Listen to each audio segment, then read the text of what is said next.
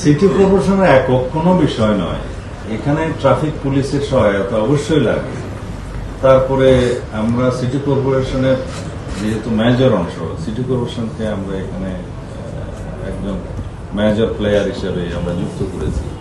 তারপরে জনসচেতনতার জন্য আমাদের আরো কিছু কাজ করতে হয়। আমরা একটা যান্ত্রিক পদ্ধতি শুরু করলাম, সেটার ব্যবহার সম্পর্কে জনগণকে যদি আমরা আগে থেকে প্রশিক্ষিত না করি, অভিহিত না করি, তাহলে এটা প্রয়োজন কল্যাণ হয় না। এখন আলহামদুলিল্লাহ আমাদের জনগণ অত্যন্ত সচেতন হয়েছে, তারা সিগন্যাল মেনে চলছে। আমি দেখেছি রাত্রে 1টার সময়ও কোথাও একটা সিঙ্গেল গাড়ি ট্রাফিক সিগন্যালে দাঁড়িয়ে থাকে ক্রস করতে। এখন পর্যন্ত তারা মানে যেহেতু দেখছে যে আইনানুগ ব্যবস্থা হচ্ছে, অটোমেটিক মামলা হচ্ছে, সুতরাং তারা আইন মানতে অনেকটা বাধ্য হচ্ছে অথবা নিজে থেকে আইন মানছে। এইভাবে আমরা এগিয়ে যাবো ইনশাআল্লাহ। ঢাকা সহ বাংলাদেশের যে যানজটের কিছুটা হলেও নিরসন হয়েছে। ঢাকায় ট্রাফিক সিস্টেমের ব্যাপক উন্নতি হয়েছে।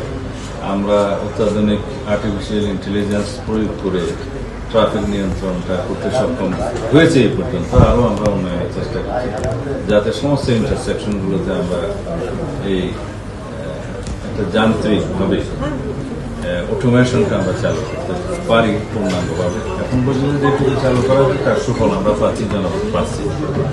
এটা অনেকটা ঢাকার ট্রাফিক সিস্টেমের ক্ষেত্রে যদি বৈপ্লবিক পরিবর্তন বলি খুব বেশি বলা হবে।